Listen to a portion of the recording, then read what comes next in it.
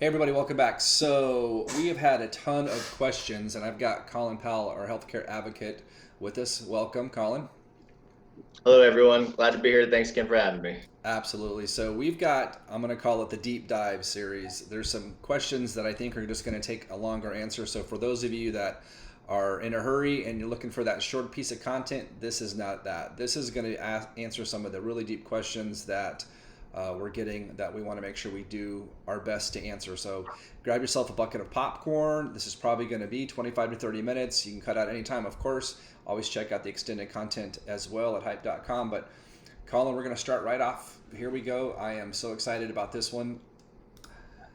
Deep dive in But biologics. Tell us everything you got to tell us, because I know that you and I have talked a lot, and I know we've got a lot of questions, and you're going to just kind of rapid fire these questions out for us. So tell us your well, story.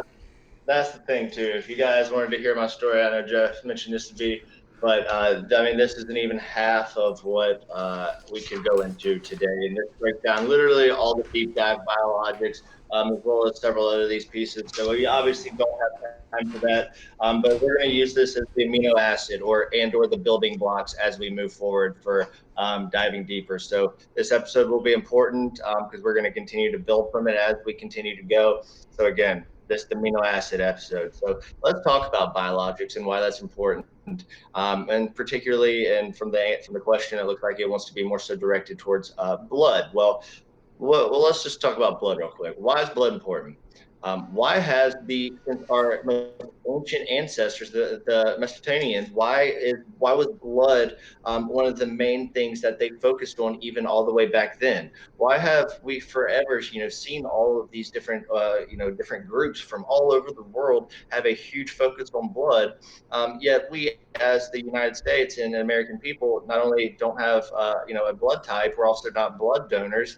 We're also just so uneducated in it, and myself included in a lot of this prior to spending several years into it. I had no idea that a lot of this was even real. So what I'm going to do is we're going to start from basics, and then we're just going to continue. So red blood cells and white blood cells. Easy. Let's start with that. Red blood cells. That's what carries the oxygen in your body to and from. So it actually goes both ways. Red blood cells are amazing, and they are extremely needed. And we'll get into that here in a second. But yes, they're very very important to us. Then we have our white blood cells. And the white blood cells, that's essentially stopping infections. So you have a mixture of your red and your white blood cells, and then they're being held together, and then they go through your body. So you have some cases when you hear like within cancer patients or whatnot, you're checking your white blood cell count, right? Because that's their body's ability to fight off infections. Red blood cell count. If you're losing blood quickly and you need a blood transfusion or a blood donation, that oxygen getting back to your brain, shutting off your brain. That's why that's important. For the average person, you have about 8 to 12 units or pints of blood within you. Um, and the average person who needs a transfusion needs around at least 100. So they're running through it very quickly, and it's very important that we understand that piece as well. And the reason why the O negative and the AB negatives, as we've discussed earlier, are so important is because those are used during times of emergency. So you come in and you just had a car accident. I don't know you. We have to figure out. We know that you need a blood transfusion. We don't know what your blood is. We don't know what you're compatible with. So these groups work. That's why those are important. There are emergency blood. It's also mostly used for prenatal and for children.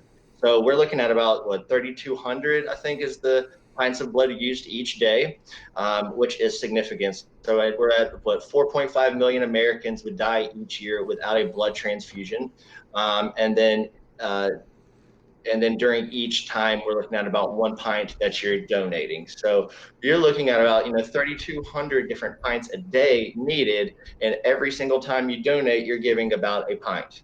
So first off, if that says anything about what we're looking at here, and kind of the issue, going back to a previous episode saying we're out of blood as the United States. They declared that a national emergency years ago. No one listened, and we're out of blood. And what makes this scary is that we're out of all pre-COVID blood, meaning all of our blood moving forward after we get the antibody put into place, and I'm going to get into that here in a second. I'm the antigen, the antibody again in a little further. But once we develop these antibodies, that means that we may no longer be able to donate to any of these people who don't previously have it. So that not everybody's going to develop this antibody or antigen, and so that's going to really complicate things because we're out of what we have now. But so moving forward, we're going to have to be replenishing it with COVID blood. And so, for example, what does that even mean, right? So, just to give a quick example, if I were to be, or maybe not me, but like I'm actually O negative and I'm a huge donor, and that's one of the reasons why I am so, um, you know, uh, really pushing towards this because 1 in 3 people are going to need a blood transfusion in their life. Yet there's only one group of people that I can actually accept blood from, and those people aren't giving. So not only have they not been giving, the other groups that are giving, there's some of them that their blood is almost not as important for because it's not as compatible with others. So like that'd be the A. So there's some weird pieces to that. But if I were to get into a car accident and I needed O negative blood to live, and the only O negative blood that was even in America, say, because they will fly, and it doesn't matter if you're a donor, guys. This is what you guys need to know. If you're a donor and you're in the system, they will take care of you. They will go out of their way to take care of you if you need a blood transfusion. Now, if you aren't a donor and you aren't active, that's not always the case. But if you are in the system, they will go out of their way for you. So that's why one of the reasons that I learned that kind of after given. But if somebody gave me blood that had the or someone, maybe if I wasn't a native, but whatever, had the antibody in it of the COVID, does that mean that if I needed a transfusion that badly, immediately I'm going to get infected and maybe perhaps get the IgM, IgG, and become sick because of? So instead of it being a helpful, life-saving transfusion, it becomes something that actually could hurt you even more than help you. And while we're in this transition period for the next several, maybe year and a half, at least, there's going to be a lot of people who are going to need blood, particularly babies and all of those who aren't going to be COVID positive, that there's going to be no blood for. So we need right now people to understand the difference and why this is important and the red blood cells and the white blood cell count and actually just get down into it because we really are about to have a huge problem here that Didn't you people say don't. the plasma is important as well?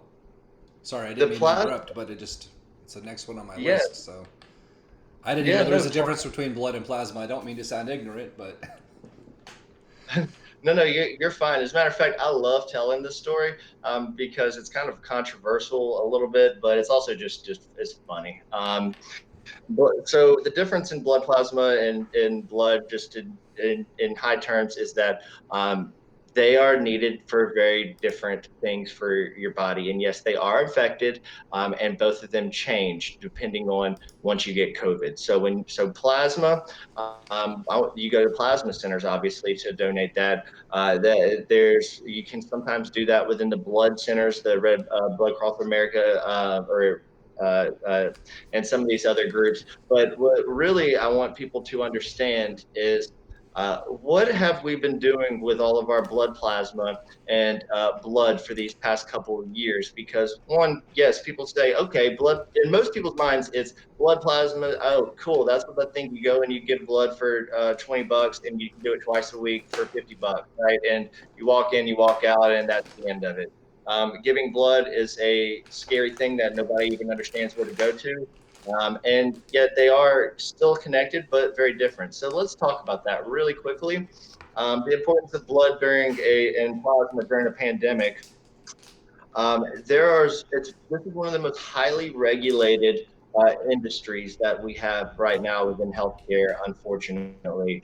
And there's not really a whole lot I see changing just yet. And it's really going to take the public being educated on this to understand and to make the right decisions, because neither option's bad, but you need to understand that going to give blood and plasma is not eligible in most cases for transfusions, which are needed daily, every minute that that is from a lot of for-profit commercial entities. So they need to be nonprofit groups that are actually using that blood. Well, you're saying, well, wait, there's a difference of where I donate that makes a difference. Like what do you even mean here, and why do I care about that? What does that mean, right? Well, it means that there are certain groups that when you donate your blood to, it's not going to save someone.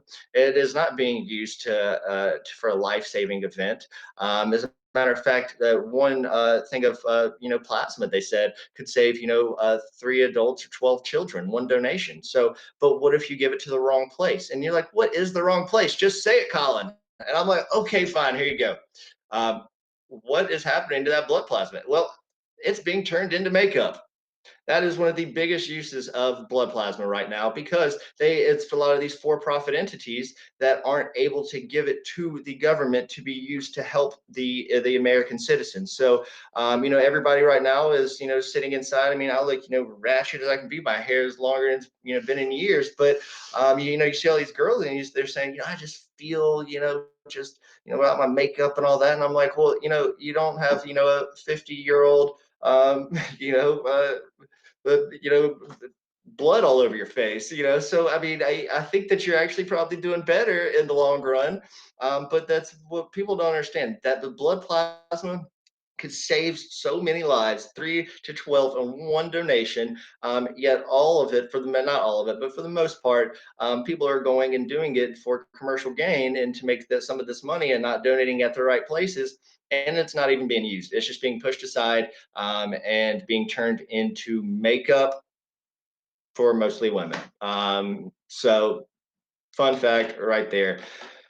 The other groups that you can that I want you guys to kind of be aware of, if you are going to donate, you're saying, okay, well, what about these, American Red Cross, tents, or these vans, or what do I go? How do I go about that? And how do I set that up? Well, we can set you up here. We've got a nationwide network that if you want to give blood plasma and/or blood, we can direct you to a group that would love to have you. That is going to take care of you, that is going to also be COVID safe and friendly and keep you. If you are pre-COVID, and you have either a AB negative or O negative, or really any of them, please, I urge you, go out and get it. Everybody that gets one, you'll get a Colin point. I don't know what a Colin point's worth. Invite me to your birthday party. I'll sing you a song. I don't know. Go donate blood, and we'll make it. I will. We'll shout your name on here.